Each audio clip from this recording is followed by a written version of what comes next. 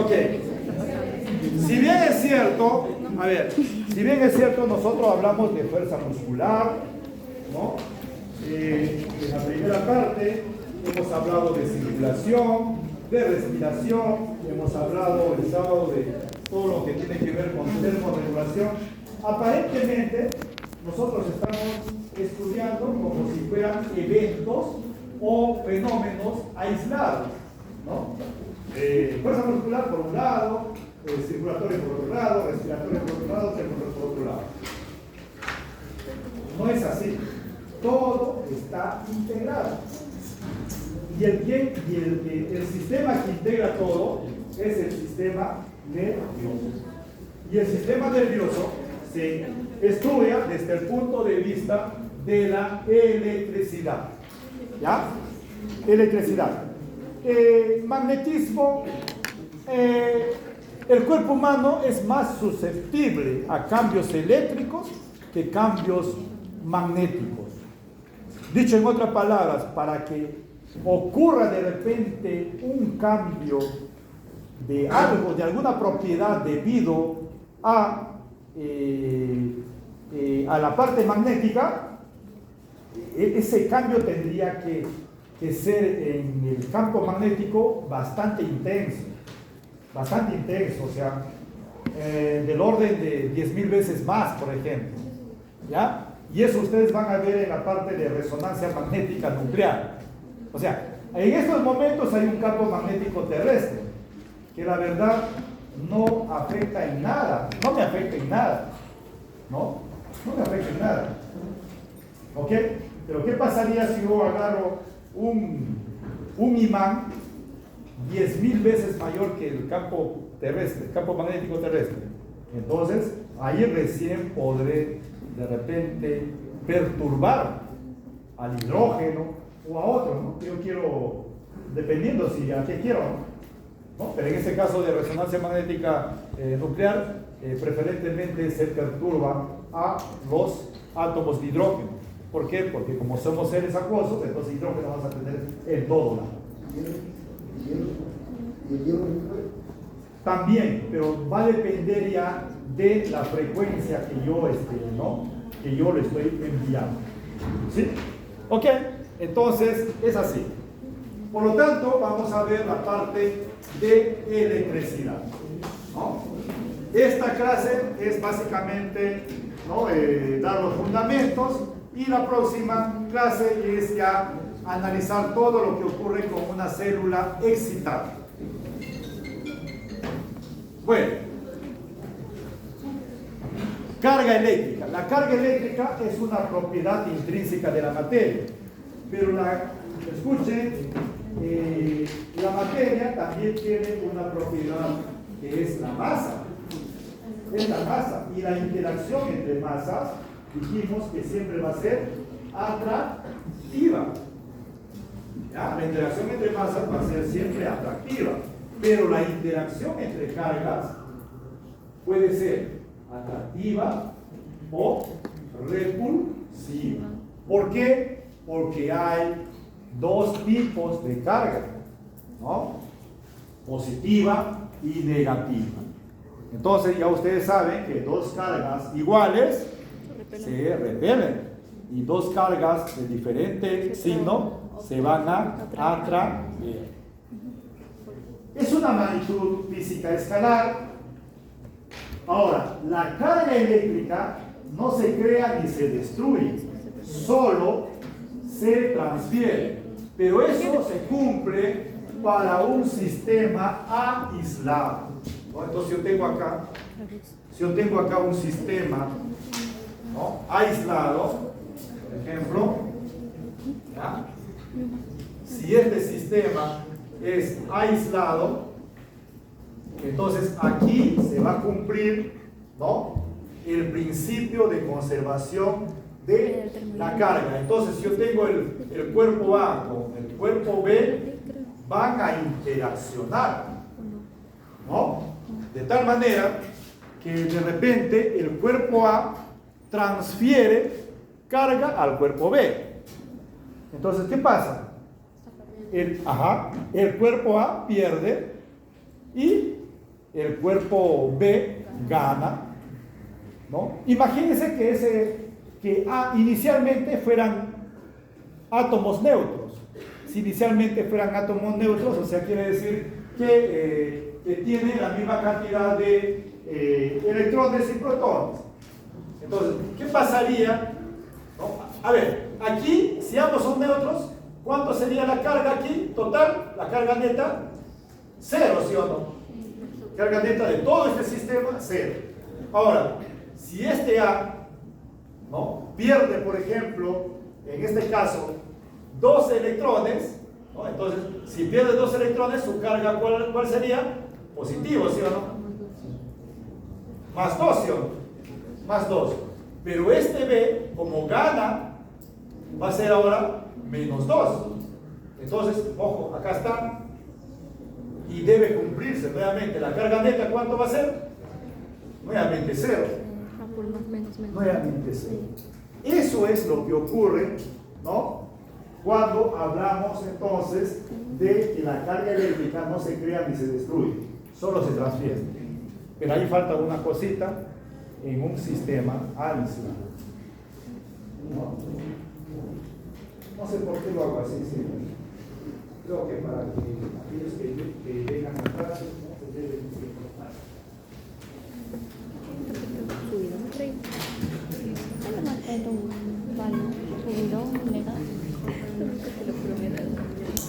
Ok, pregunta de examen entonces. Me acordé que hice una vez una pregunta. Y decía, profesor, eso no lo he visto. Si asistiera a clase. Era, ¿no?, el principio de conservación de carga, ¿no?, se cumple en un sistema. Los puntos, abierto, cerrado, aislado, adiabático y por ahí un distractor. Aislado. La clase del sábado, pues, ¿no? Claro, sistema termodinámico, ahí pueden revisar. Sistema termodinámico es abierto, ¿no?, cerrado, aislado y adiabático. Adiabático. Entonces, ¿dónde se cumple? Se cumple en un sistema aislado. ¿No? Ok, luego la carga eléctrica de un cuerpo Q está cuantizada. A ver, ¿qué se entiende acá?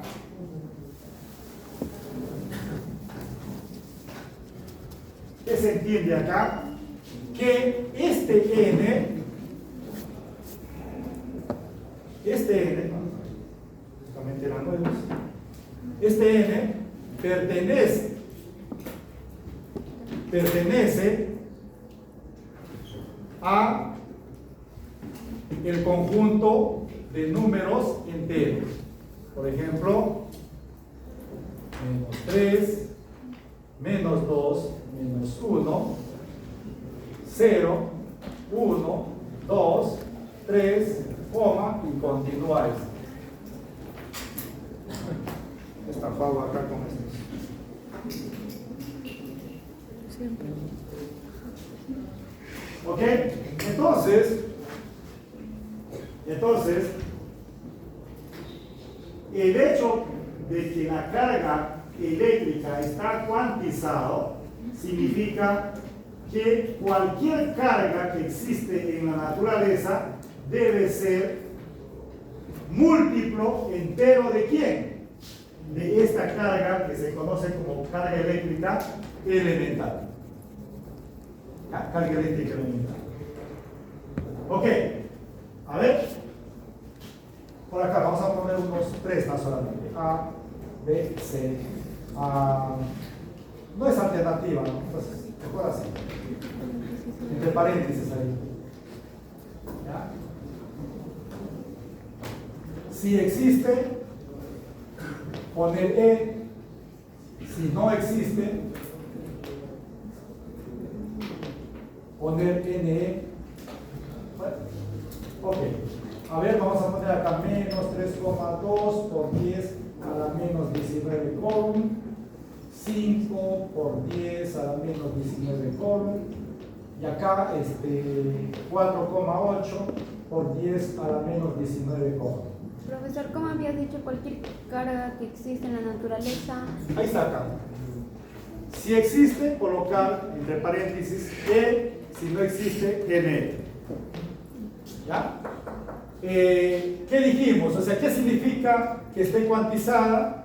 Que cualquier carga, ¿no?, que existe en la naturaleza debe ser un múltiplo entero ¿de quién? De la carga eléctrica fundamental. A ver, yo voy a hacer uno y ya ustedes lo hacen en el otro. Aquí, por ejemplo, ¿no? Entonces, ¿qué voy a hacer? Voy a utilizar esto. Q, ¿cuánto sería Q? Menos 3,2 por 10 a la menos 19 coulomb. ¿Ya? Esto va a ser igual a N por la carga eléctrica fundamental, que es esta, 1,6 por 10 a la menos 19 coulomb. ¿Ok? Esto se va, y N va a ser igual a menos 3,2 entre 1,6, ¿sí o no? Por lo tanto, N va a ser igual a ¿cuánto? A menos 2, ¿no? Menos 2. Entonces, ¿qué pasa con esto? Que pertenece a Z. Por lo tanto, existe en la naturaleza. Existe en la naturaleza. A ver, la siguiente. No existe, ¿no? Lo que sale 3.125. Entonces, pero ya saben cómo lo van a hacer, ¿no? Entonces, para este caso, algo parecido, entonces sería la carga 5 por 10 a la menos 19 coulomb, esto va a ser N por la carga eléctrica fundamental, menos 19. Ok, entonces N va a ser igual a 3, ¿no? 3,125. Es una fracción, por lo tanto, no pertenece a C. Por lo tanto, no existe. No existe. Esto existe. Así de fácil, ¿no? ¿Ok? Entonces, ese es el detalle de la carga eléctrica, ¿no? Está cuantizada.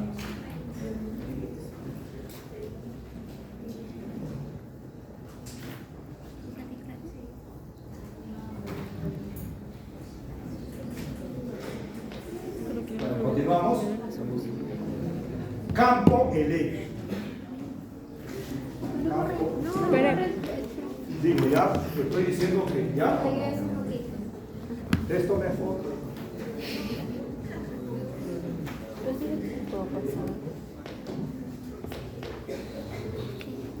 Yo digo que después le puedo pasar. No, ella. ¿Qué te paso? Ok. ¿Quieres cámara? Campo eléctrico. El campo eléctrico es una magnetofísica vectorial, ¿ya? Y se va a definir de la siguiente manera, ¿no? Ok, se va a definir de la siguiente manera. El campo eléctrico es igual a la constante eléctrica multiplicado por la carga entre R al cuadrado, que sería, ¿no?, desde la carga hacia el punto donde yo quiero determinar el valor de ese campo eléctrico, ¿no? Pero vamos a ver aquí algunos aspectos importantes. Es lo siguiente, ¿ya? Es lo siguiente, por si acaso. A ver, si es una carga positiva, ¿qué ocurre? Las líneas de campo eléctrico siempre van a ser salientes, ¿ya? Salientes.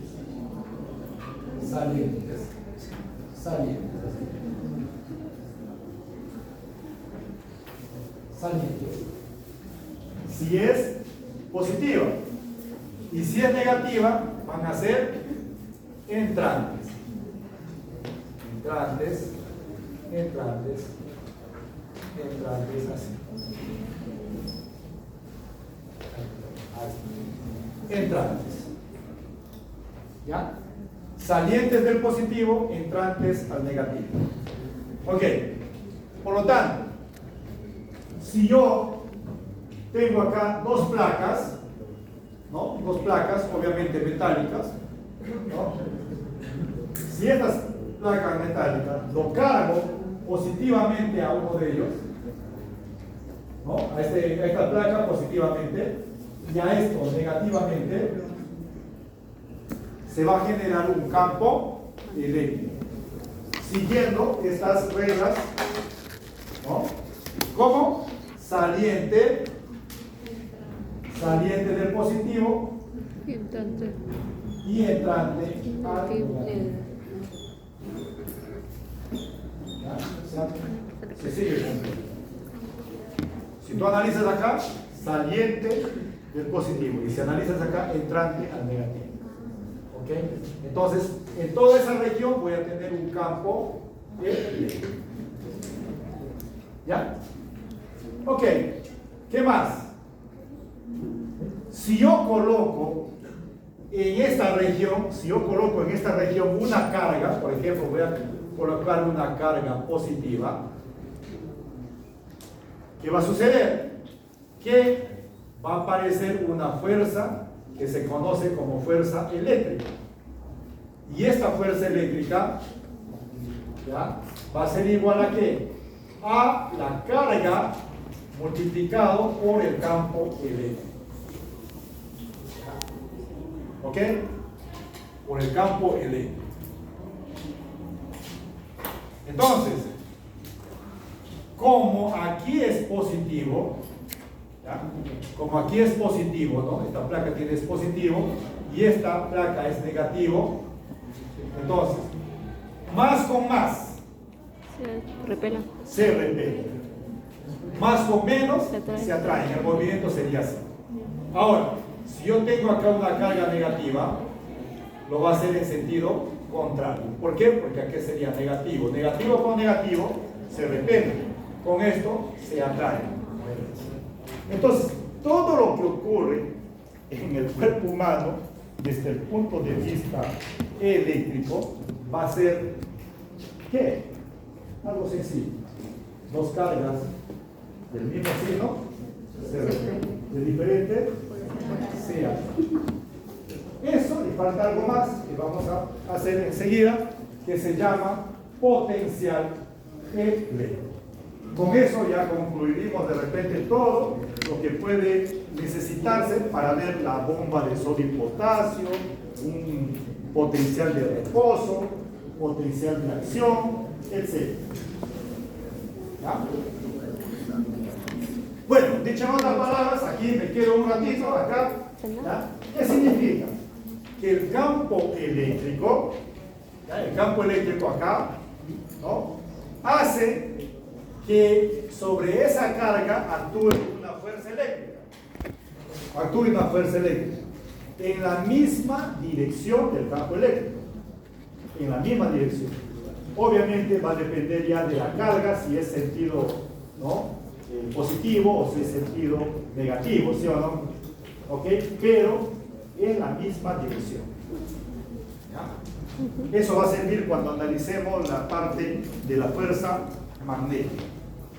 Bueno, entonces ahora el potencial eléctrico. El potencial eléctrico. ¿Ya? Bueno, entonces el potencial eléctrico ahora, ¿qué es? Es una magnitud física escalar. Acuérdense, escalar. Entonces, como es escalar, ¿ya?, como es escalar, ya no depende de la dirección, nada, ¿no? ¿Y cómo se determina? Se determina de esta manera. El potencial va a ser igual a la constante eléctrica, la carga y R. O sea, si yo tengo aquí una carga Q positiva, ¿no?, a una distancia, por ejemplo, R, a una distancia R, voy a tener un potencial. Pero, como es una magnitud escalar, no va a interesar ya la dirección, entonces Esto también está a la misma distancia R. Por lo tanto, este también tendrá el mismo potencial, ¿sí o no? Entonces, todo lo que tienen, ¿no? Lo que tienen la misma distancia R van a tener el mismo potencial. ¿Eso qué significa? Que si yo junto todos estos puntos que tienen el mismo potencial, ¿qué voy a tener? Una superficie equipotencial. ¿Ya? Voy a tener una superficie equipotencial. ¿Ya? ¿Ok? Entonces, ¿qué es la superficie equipotencial? ¿No? La superficie formada, ¿no?, por todos los puntos que tienen el mismo potencial eléctrico. ¿Ok?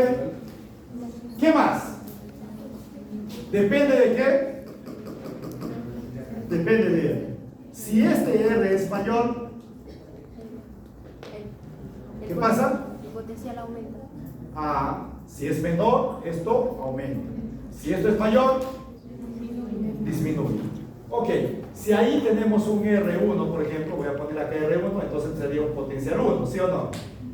Sí, y aquí acá hay un R2, esto será el potencial 2, ¿sí o no?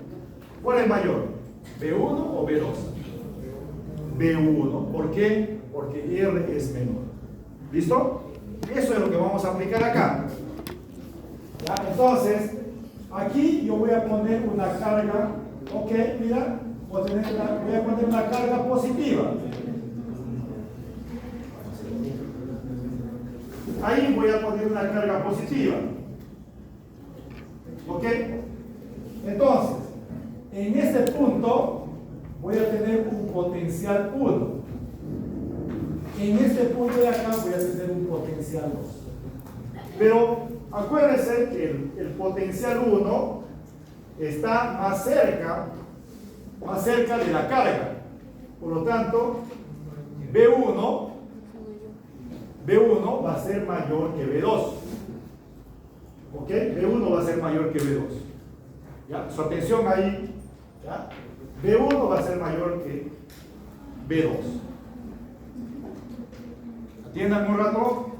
Entonces, ¿qué pasa? Si yo pongo aquí una carga Q' positiva, ¿qué va a pasar? Esto es positivo y esto también es positivo, ¿sí o no? Por lo tanto, se van a repeler, ¿sí o no? Y va a moverse en este sentido. ¿Ok? Entonces, fíjense ustedes, la carga positiva se mueve de mayor a menor potencial. Pero también hay carga negativa. Acá está la carga negativa. Voy a poner acá una carga negativa Q', así negativa. ¿Y qué va a suceder ahora? Que esta carga negativa con este positivo se van a atraer. Entonces el movimiento va a ser de menor a mayor. Listo. Entonces, acuérdense, nosotros ya sabemos, para recordar, fluir de mayor a menor presión. Flujo por difusión, de mayor a menor concentración. Flujo calorífico o calor, de mayor a menor temperatura. Pero aquí va a haber también otro flujo que se conoce como flujo eléctrico. Y el flujo eléctrico, como hay dos tipos de carga, la carga positiva va a moverse de mayor a menor potencial eléctrico. Pero la carga negativa, todo en sentido contrario. ¿Ok? Entonces, ahora voy, ¿ya?, a hacer lo siguiente. ¿Ya? Imagínense ustedes que tenga aquí una placa y acá otra placa. Tengo dos placas paralelas. Escuchen, ¿ya? Dos placas paralelas. Si esta placa de aquí está a menos 3 voltios, 3 voltios y esta placa está a menos 5 voltios y aquí pongo una carga positiva. ¿Hacia dónde se mueve? Hay que utilizar lo que estamos haciendo anteriormente. ¿Ok? Tengo una placa a menos 3 voltios y la otra a menos 5 voltios. Pongo una carga positiva entre ellos. ¿Hacia dónde se mueve? De mayor a menor, de 3 al 5. De menos 3 a menos 5. ¿Por qué? Vamos a ver por qué. ¿Ya? Escuchen, lo voy a repetir. Yo tengo acá 2 placas. ¿Ya? Tengo que ver cuál de las placas tiene mayor potencial eléctrico. Menos 3 o menos 5. ¿Cuál es mayor? Menos 3. Menos 3. Entonces, esa placa que está, ¿no?, con mayor potencial, lo voy a asumir cargado positivamente. Y la que tiene menor potencial, negativamente. Ahora sí, más con más, se van a repeler y el movimiento va a ser en este sentido. Ahora, si fuera negativo, esa carga, ¿cómo se va a mover? Siempre cumpliendo. De menor a mayor potencial. Eso se conoce como flujo eléctrico. ¿Ya? Pero hay que tener cuidado porque tenemos 2 tipos de carga. ¿Ya? 2 tipos de carga. Ok. Entonces, a ver, por aquí aplicamos algo. Voy a poner acá una membrana, todavía vamos a hablar en la próxima clase, pero voy a poner ya que estos conocimientos también se aplican ahí, ¿no? Mira, esta es la parte externa y esta es la parte interna de esa membrana. Acá está la membrana, ¿no? La parte externa tiene 0 milivoltios y la parte interna tiene menos 70 milivoltios. ¿Ya? Ok. ¿Se observa ahí? La parte externa, 0 milivoltios y la parte interna, menos 70 milivoltios. Pregunta. ¿Cuál se asume cargado positiva? La parte externa. La parte externa. Eso va a ocurrir en reposo. ¿Ya? En reposo. Una membrana que está en reposo. Entonces aquí, positivo, positivo, positivo, negativo, negativo, negativo. Listo. Ok.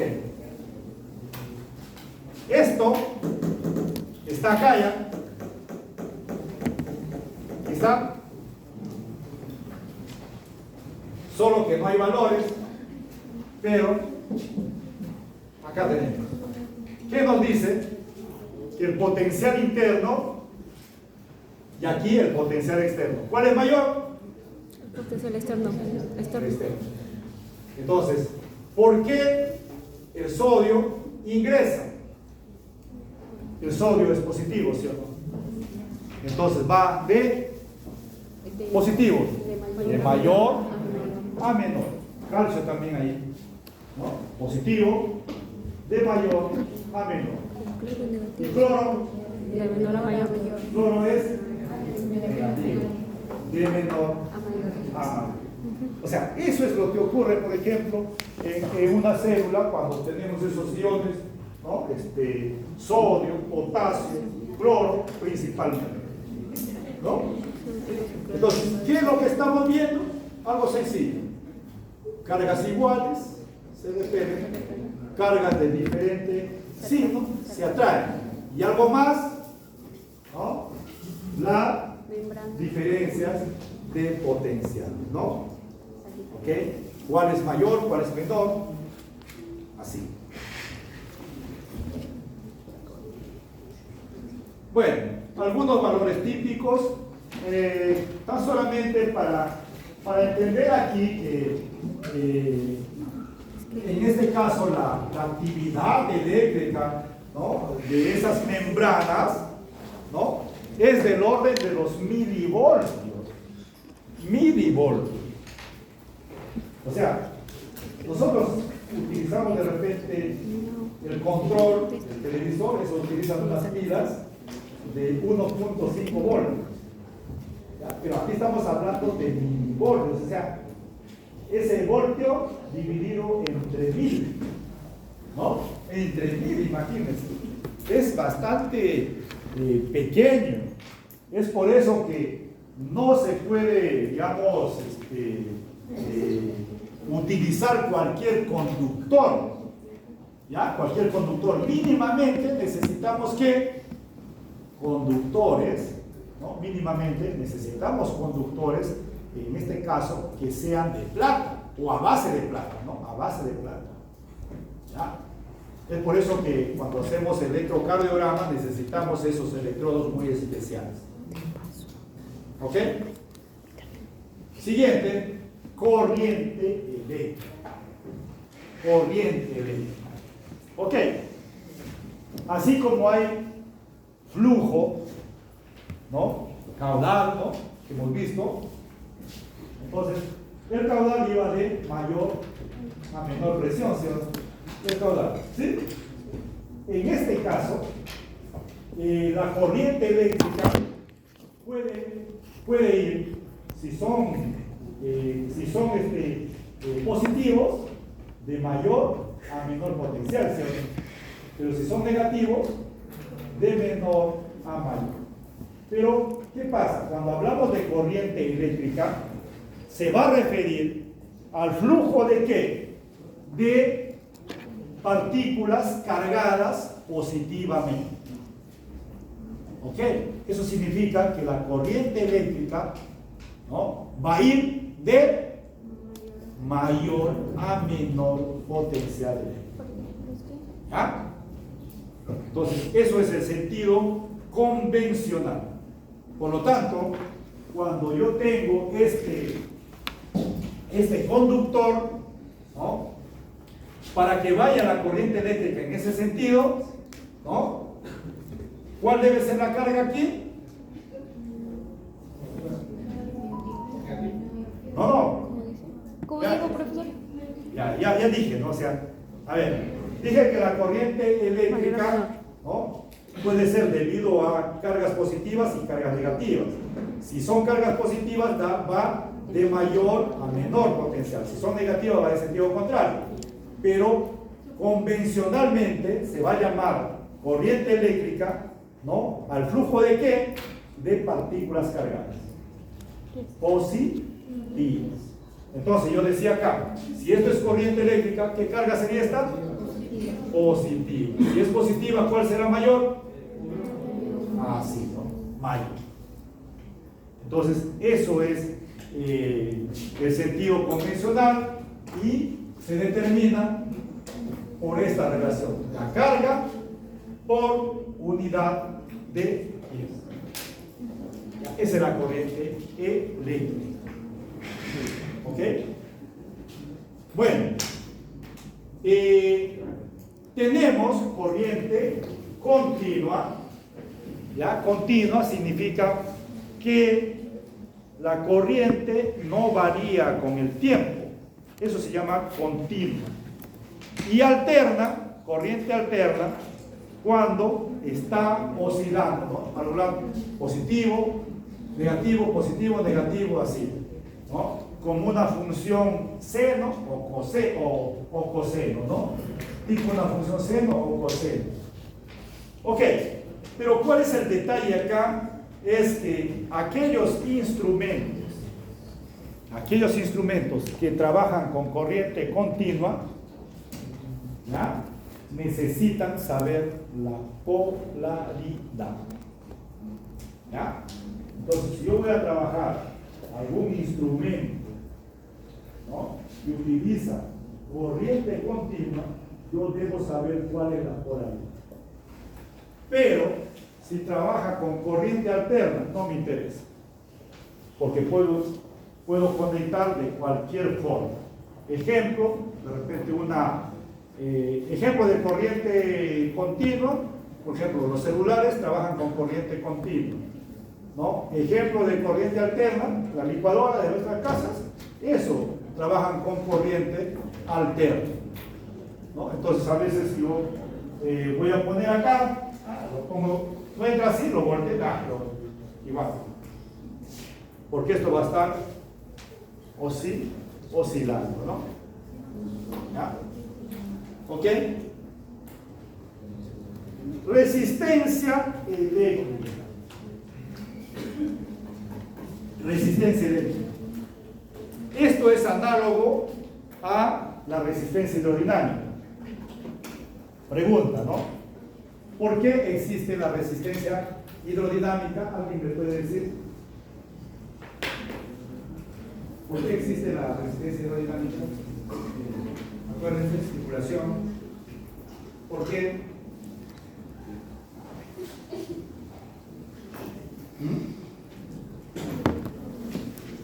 Pregunta de examen.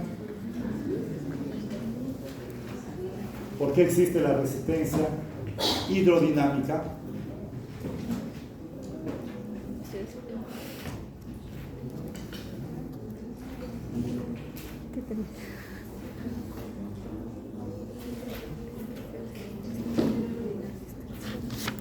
¿Por qué?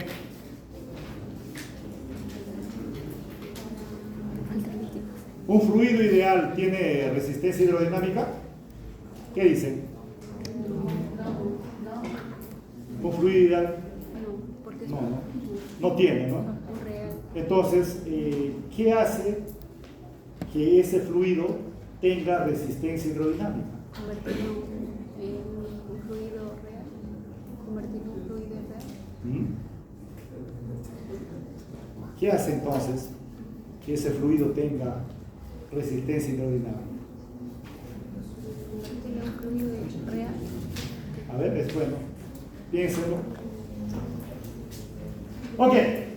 Entonces, aquí la resistencia hidrodinámica, ¿no?, con la resistencia eléctrica tienen mucha analogía.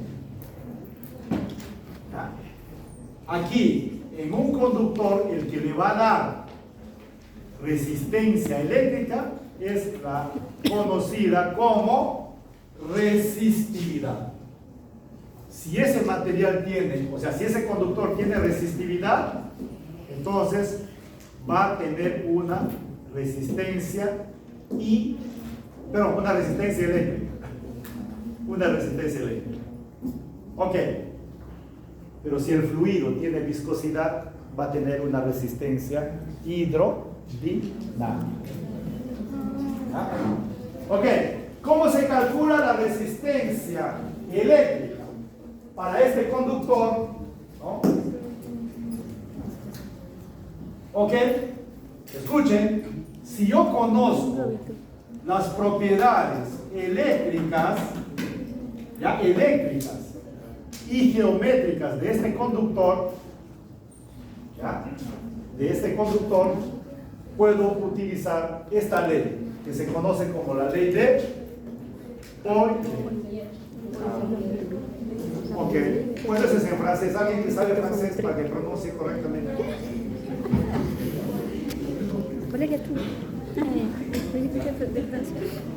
Ok. ¿Ya? Entonces, ya, acuérdense, si nosotros conocemos, ¿ya?, las propiedades eléctricas y geométricas de ese conductor, utilizamos esa ley de Poynter. ¿Ya? Ahora, profesor, ¿y si no conozco nada de ese conductor? Voy a aplicar la ley de Ohm. ¿Ya? Ohm. O sea, si yo no conozco nada de ese conductor, aplico la ley de Ohm. ¿Ya? Entonces, si una vez que encontré la resistencia, pero ¿cómo se va a aplicar aquí la ley de Ohm? O sea, acá está el conductor. Yo no conozco conozco nada de ese conductor. Entonces, ¿qué es lo que voy a hacer? Lo voy a conectar una fuente de tensión, o sea, una batería, y voy a calcular cuál es la corriente que está circulando. Y la batería debe tener una diferencia potencial. ¿Listo? Entonces, ¿a qué va a ser igual la resistencia? El voltaje, o sea, la diferencia potencial de esa batería y la corriente. Una vez que yo conozco eso, lo voy a igualar ¿a qué? A la ley de Poilet, que va a ser la resistividad, la longitud y el área. Ahora, de esta manera yo puedo despejar la resistividad. Esto va a ser igual ¿a qué? A delta de B por el área y por L, ¿sí o no? Y por L. Ok, pero ¿qué obtenía acá? La resistividad de ese conductor. Imagínense que yo quiero saber cuáles son las propiedades eléctricas de una membrana. No lo conozco. No sé. Entonces lo que puedo hacer es aplicar la ley de Ohm para encontrar la resistencia. Y a partir de ello, aplicar la ley de Poilet. Bueno, esa es la forma como ahora se conocen pues propiedades eléctricas de las células, ¿no? De las células. ¿Ok? Entonces, nuevamente, si yo conozco las propiedades eléctricas y geométricas de ese conductor, ¿con qué ley puedo medir? Con la ley de Poilet, ¿no? La resistencia eléctrica.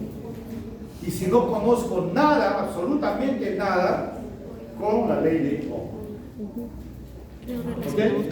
Bueno, está ya, ok, está de más ya seguir aquí, ¿no? Relacionando, porque la resistencia con la sección transversal, ¿cómo está relacionado? Inversamente.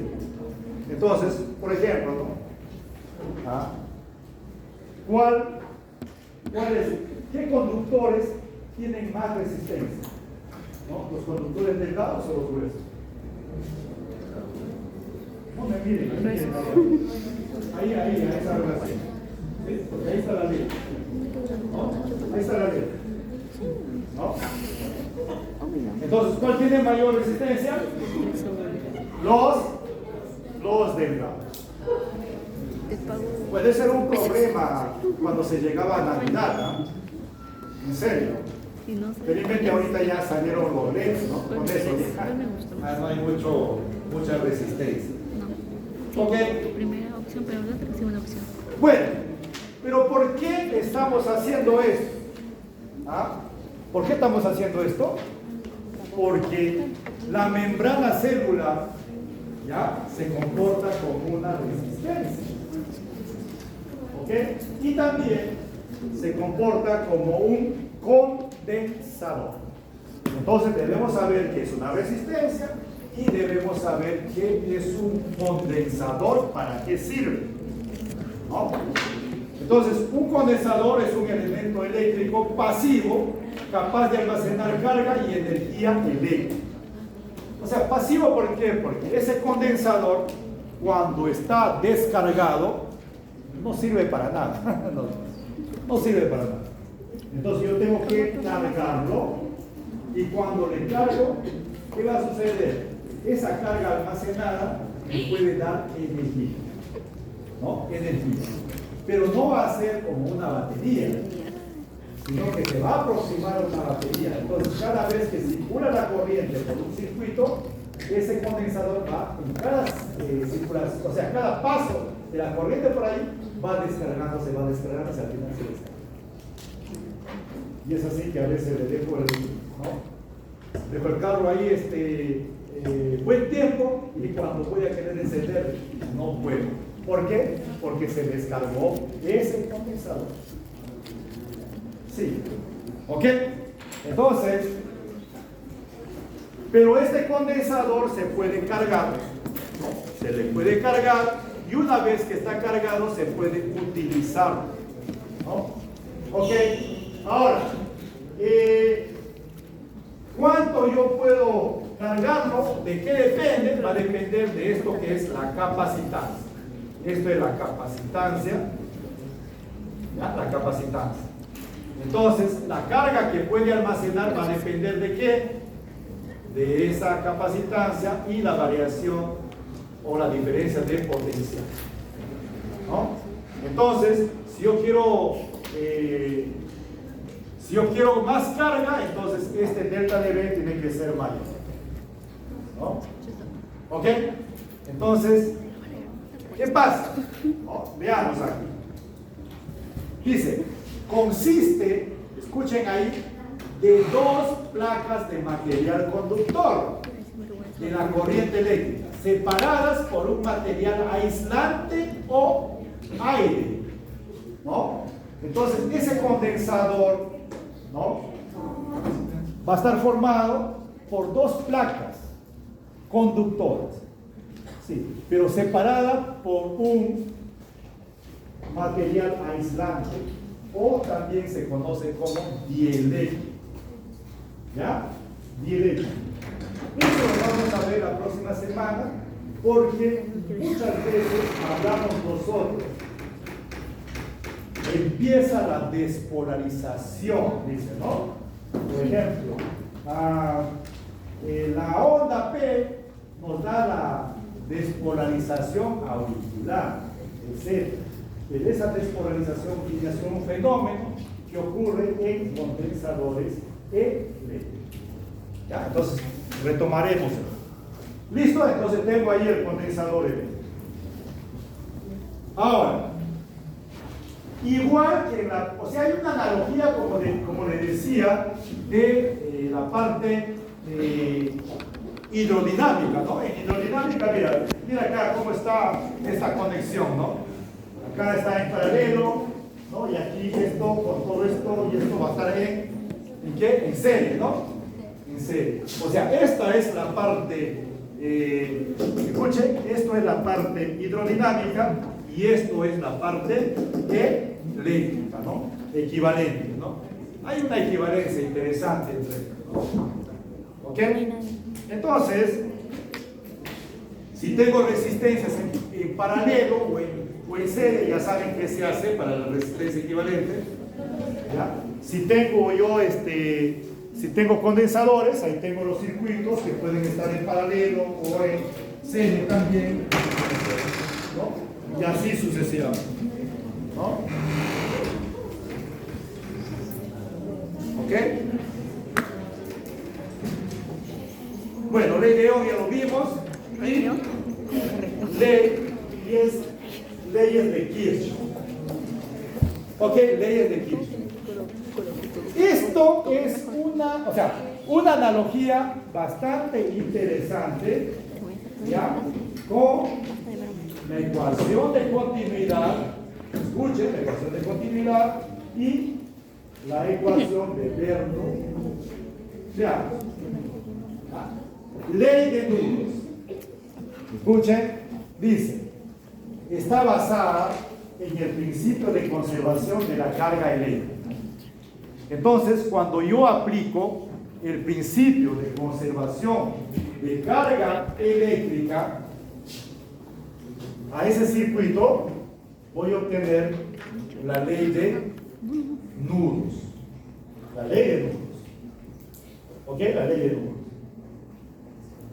¿Qué habíamos dicho? A ver, si yo aplico las leyes de conservación de masa a un tubo de corriente, ¿qué voy a obtener? ¿Qué voy a obtener? La ecuación de continuidad. Pero si yo aplico el principio de conservación de energía a ese tubo de corriente, voy a tener la ecuación de Bernoulli. Ok, ya lo análogo acá. Entonces, ¿qué sucede? Si yo aplico, ¿no?, el principio de conservación de la carga eléctrica a este circuito, voy a obtener, ¿no?, la ley de nudos. ¿Y quién me dice que sobre un nudo, vamos a llamar así, esto va a ser igual a cero. Bueno, acá vamos a hacer el ejemplo. Ok. Quiere decir que, ¿no? La suma algebraica de las corrientes en cualquier nudo va a ser igual a cero. ¿Ya? ¿Pero qué es un nudo?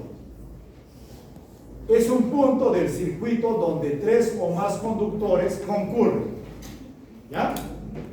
Es que no es un nudo así literal, sino es una definición acá de nudo. Ya, no es un nudo de corbata, ¿no? Por ejemplo, ni de los zapatos, no. Es así, la definición.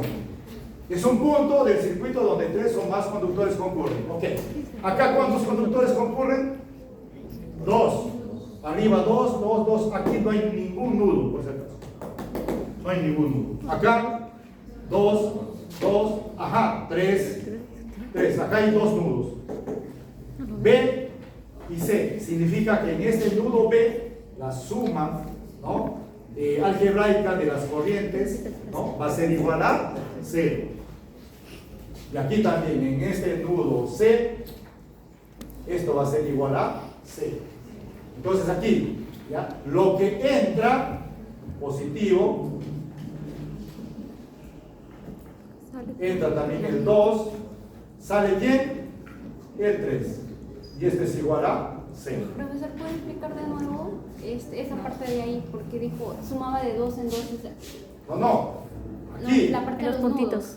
Ajá, de los nudos. No, esta es la definición, mira de esto. Es un punto del circuito donde 3 o más conductores concurren. Acá concurren 2, acá 3. Acá 2, acá 3. Hay 2 nudos personalmente. Y en ese nudo, ¿qué significa? Que la suma algebraica de las corrientes va a ser igual a 0. Entonces, ¿cómo se hace? Acá está el nudo C. Ok, acá está el nudo C. Los que entran a este nudo, o los que llegan, como gusten, positivo. Y 1 positivo y 2 positivo. ¿Quién sale?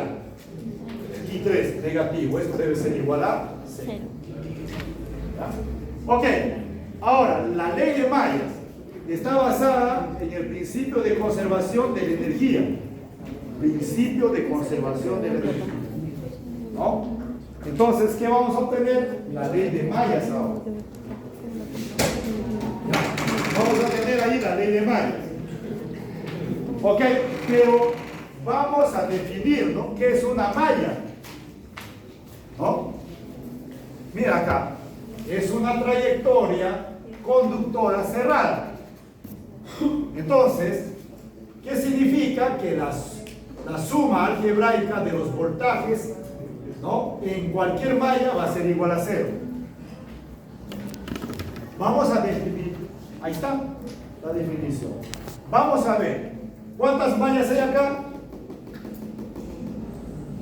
¿Cuántas trayectorias conductoras cerradas hay acá? Solamente una. ¿Ya? Por ejemplo, ¿no? Vas a partir de A, B, C, D, pero estarías hasta aquí. Hay que cerrar A. Esa es la malla. Ya, esa es la malla. A, B, C, D, A. Lo cerraste. Solamente hay una malla, por si acaso. ¿Ya? Si gustas, empiezas de B. B, C, D, A y lo cierras con B. O sea, va a haber una sola malla. ¿Cuántas mallas hay acá? 3 mallas. Acá hay uno, acá hay otro y todo estrella. Entonces ahí debe cumplirse, ¿no? Por ejemplo, ¿no? En esta malla, por ejemplo, vamos a ver, ¿no? Sería, ¿no? Sumatoria de todas las potenciales, ¿no? Entonces sería acá, a ver, parto de E, ¿no? E, F, C, B, E, lo cerré. Ahí está una malla. Acá debe ser igual a C. ¿Ah? ¿Ok? Entonces, estas leyes de Kirchhoff, ¿no? Nos permiten hacer el análisis, ¿no? De un circuito, ¿no? de un circuito eléctrico. Y el circuito más sencillo, ¿ya?, es justamente el que se forma en la membrana celular. Tema de la clase de la clase 8, ¿no? De la clase 8. ¿Bien? Entonces, hasta ahí las bases, ¿no?, de la parte eléctrica. No necesitamos masa para hacer lo que vamos a hacer. Potencial de reposo, potencial de acción, potencial de equilibrio, suficiente con eso. En los nudos tú lo sumas de 2 en 2, pero ¿cómo sé cuándo voy a sumar de 2 en 2 o de 3 en 3? En los nudos. Ahí, En los puntitos negros. En los puntitos negros. Es que usted dice 2, luego pasa 3. Ajá. No entendí. Acá, profesor. Acá, profe, acá. No, profe. Ajá. En la parte, mira, lo que pasa es que tú a veces sumas de 2 en 2 y después de 3 en 3. Ahí es donde me confundo. ¿Cómo sé cuándo voy a sumar de 2 en 2 y cuándo voy a... Profesor, acá. Para que lo vean. Gracias. Ajá, no. No puede, o sea, estoy definiendo aquí lo que es un nudo. Miren, y este es el nudo C. ¿Cuántos conductores llegan? Acá llega 1, 2 y 3. Por eso es, o sea, yo estoy utilizando esta definición tan solamente. Dice, es un punto del circuito donde 3 o más conductores concurren. 1 y 2 acaban todos. Acá hay 2, mira, aquí hay 2, por lo tanto este no es nudo. Este no es nudo. ¿Ya? ¿Qué dijo? Sí, pues 1, 2, 1, 2, 3. No, lo que pasa es que 1, 2, acá sí son conductores. Acá por ejemplo 1, 2 no cuenta como nudo. Ok. Porque no tiene conductores. Ahora sí vamos a ver, ¿no?, en los minutos que quedan, ¿ya?, la parte magnética. Dijimos que esto es muy, más relevante de la parte eléctrica. Pero aquí hay un detalle muy importante. ¿Cuál es la fuerza magnética? ¿Ya? La fuerza magnética. ¿Y cómo actúa la fuerza magnética? Actúa perpendicular al plano que va a formar ¿quién? Que va a formar, ¿no?, tanto, ¿ya?, la velocidad y el campo magnético. Escuchen.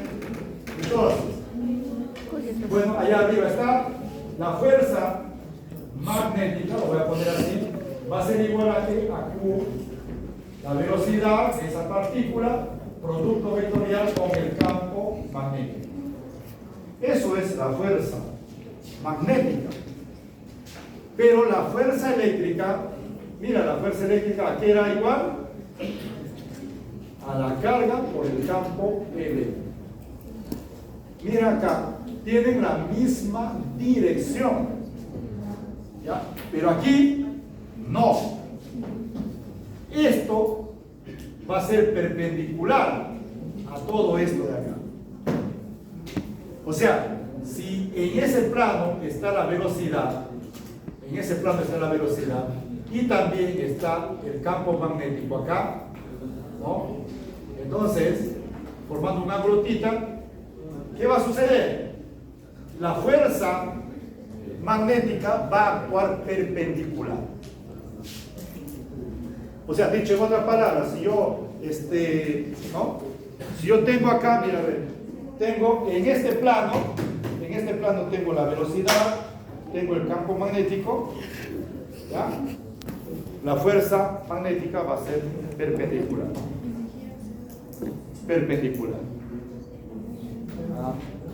Perpendicular. Mientras que la fuerza eléctrica, ¿no?, si el campo eléctrico está en esa dirección, el campo eléctrico está en esa dirección, la fuerza eléctrica también va a estar en esa misma dirección, ¿no? Esa es la diferencia. ¿Ok? Por lo tanto, ¿qué pasa? Tenemos ahí pues el campo magnético terrestre. El campo magnético terrestre es bastante pequeño, como le decía. ¿Ok? como decir, bastante pequeño. ¿Cuándo podría hacer alguna perturbación en el cuerpo humano? Cuando es una variación pues, de 10.000 veces más o menos, ¿no? Para terminar, mira, esto es el campo magnético en la superficie de la Tierra. Esto más o menos es 10 a la menos 4 teslas. Y mira, en un resonador magnético, esto va a ser del orden de ¿cuánto? De 1 tesla. ¿Ok? ¿Cuál es mayor? ¿Cuál es mayor? Obviamente 1 tesla. ¿Cuántas veces mayor es? 10.000 veces más. 10.000 veces más. Entonces, cuando eso ocurre, recién yo puedo perturbar ese hidrógeno en el cuerpo humano. ¿Y para qué lo voy a hacer? Lo voy a hacer para resonancia magnética nuclear. Entonces, color mesa. ¿Listo? Nos quedamos Lo que me da cuenta de que ella lo hace, o sea, ella lo hace